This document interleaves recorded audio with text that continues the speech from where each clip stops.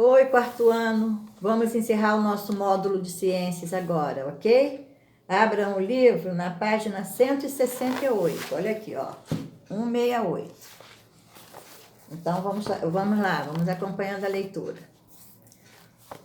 Os seres vivos respiram. Você já estudou que os animais precisam respirar para sobreviver. Isso ocorre porque o gás oxigênio absorvido com a respiração é utilizado pelas células para retirar a energia dos alimentos. Como resultado desse processo, as células liberam energia, água e gás carbônico. Entretanto, nem todos os seres vivos obtêm o gás oxigênio da mesma maneira.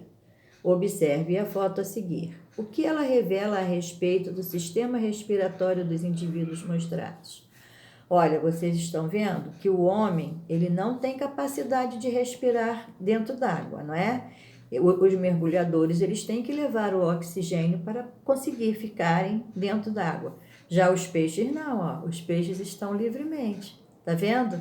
Então, os peixes conseguem respirar dentro d'água. Por quê? Porque o sistema é outro, não é? De respiração, que nós vamos ver aqui agora. Para obter gás oxigênio, muitos animais utilizam os pulmões. É o caso dos mamíferos, como nós, aves, répteis e anfíbios adultos. Outros animais, como os peixes, apresentam estratégias diferentes para obter o gás oxigênio. Tipos de respiração. Os peixes e outros animais aquáticos retiram o gás oxigênio da água por meio de estruturas respiratórias chamadas brânquias. No ambiente aquático, a concentração desse gás é menor do que no ar atmosférico, mas nas brânquias, o processo de trocas gasosas é mais eficiente do que nos pulmões dos animais terrestres. Observe o esquema a seguir. Olha aqui o peixe, olha o fluxo da água, viu? Tá vendo? Então, olha aqui, ó, água rica em oxigênio, água rica em gás carbônico e as brânquias, que são os órgãos de respiração dos peixes. Os peixes, os caranguejos e diversos outros animais aquáticos respiram por meio de brânquias. Já os homens, nós aqui, os mamíferos, né, respiram pelos pulmões. Alguns animais aquáticos, no entanto, têm pulmões e precisam ir até a superfície de tempos em tempos para respirar. É o caso das baleias, dos golfinhos e das tartarugas marinhas. Olha aqui uma baleia, tá vendo? Na expiração. Olha aqui o jato de água subindo. Então, vamos ver o que diz aqui, olha. Animais aquáticos que possuem pulmões precisam subir à superfície da água para respirar. Na imagem, vemos um jato de água resultante da expiração de uma baleia. A baleia, não é? Então, vamos virar a folha para a página 170. Os insetos, por sua vez, possuem uma rede de tubos para realizar a troca de gases com o ambiente. O ar entra por orifícios distribuídos pelo corpo desses animais e depois é conduzido pela rede de canais a todas as partes do organismo. Olha aqui, estão vendo? Como é que é feito? Ó. Vai para toda a parte do organismo. Insetos são exemplos de animais que respiram por meio de um sistema traqueal, que conduz o ar a todas as partes do organismo. Olha aqui a traqueia dele, e aí vai para todo o organismo. Há animais, como os anfíbios e alguns vermes, que respiram pela superfície do corpo através da pele. Chamamos esse tipo de respiração cutânea. Os anfíbios, como os sapos e rãs, além da respiração pulmonar, também realizam respiração cutânea.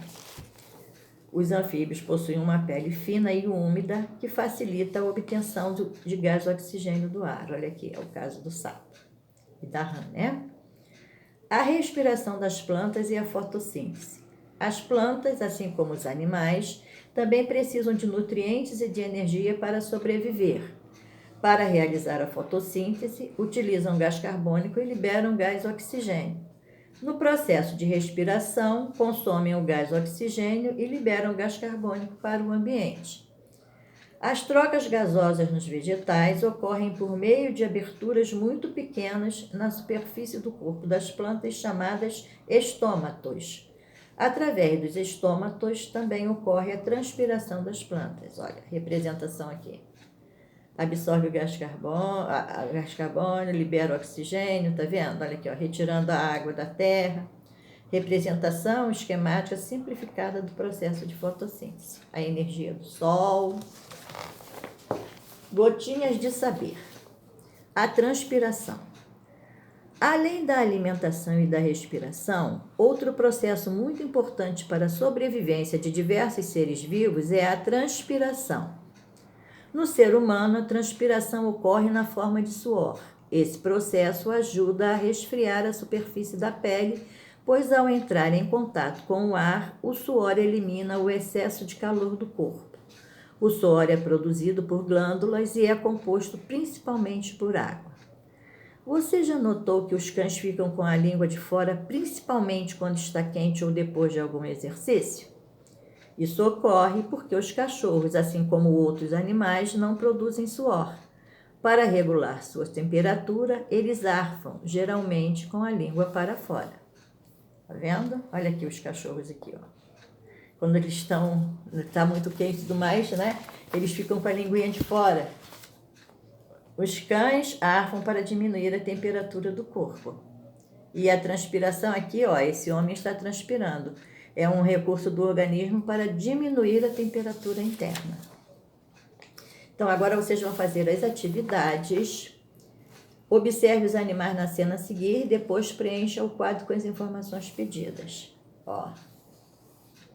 Animal, peixe. Nós temos peixe, temos a tartaruga, né? Peixe. Retira o oxigênio. Do ar ou da água? Vocês vão responder. Que órgão é utilizado para a respiração? Os pulmões ou brânquias? A tartaruga retira o oxigênio do ar ou da água? E o órgão utilizado para a respiração? Os pulmões ou brânquias? Vamos responder aqui. Explique por que as plantas, assim como os demais seres vivos, precisam respirar. Precisam respirar, né? Porque também precisam de nutrientes e energia para sobreviver.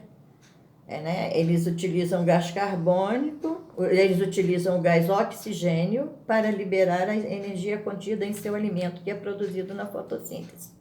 Então, a resposta que vocês vão dar, olha, as plantas, assim como os animais, também precisam de nutrientes e energia para sobreviver. Elas utilizam o gás oxigênio para liberar a energia contida em seu alimento, que é produzido na fotossíntese. Vamos para a outra folha. Vamos testar. Os golfinhos são mamíferos que vivem em ambiente marinho. Sobem constantemente à superfície para respirar porque têm pulmões e não brânquios como os peixes. Leia as alternativas a seguir e escolha a única afirmação errada. É a única errada a respeito do tema. Então, vocês vão ler essas afirmações aqui. A que estiver errada é a que vocês vão marcar. Ok?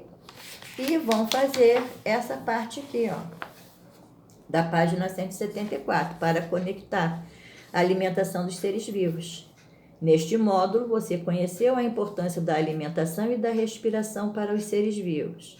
Os animais possuem adaptações ao ambiente em que vivem e há uma enorme variedade de estratégias para obter alimentos e gás oxigênio que são fundamentais para a sobrevivência dos organismos.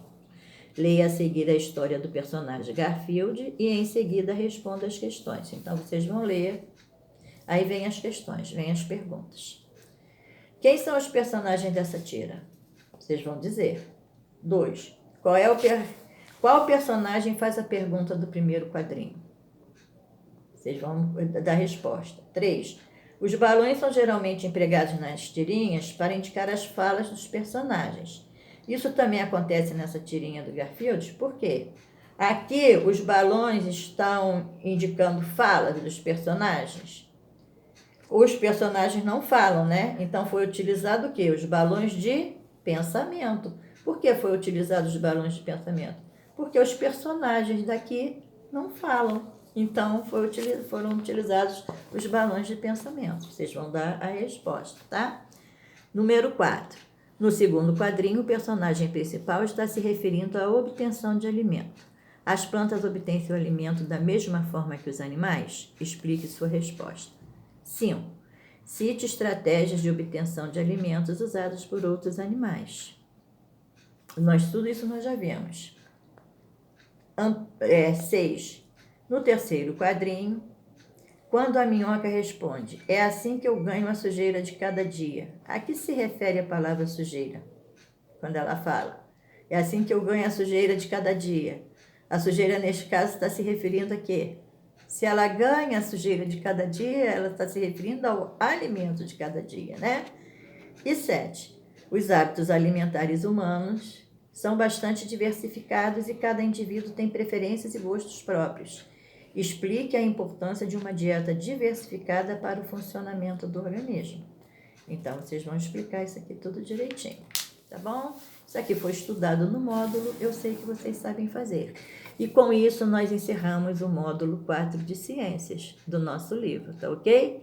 Letra bonita, capricho, tirem as fotos bem feitas, bem tiradas e mandem para eu corrigir os exercícios, tá? Não deixem de mandar, porque vocês estão ganhando presença. Aquele aluno que manda as atividades prontas ganham presenças. Então, fiquem com Deus e nós encerramos o nosso módulo 4 de Ciências. Um beijo.